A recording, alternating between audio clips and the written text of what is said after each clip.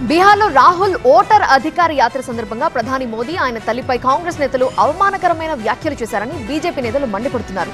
రాహుల్ గాంధీ వెంటనే క్షమాపణలు చెప్పాలని డిమాండ్ చేస్తున్నారు.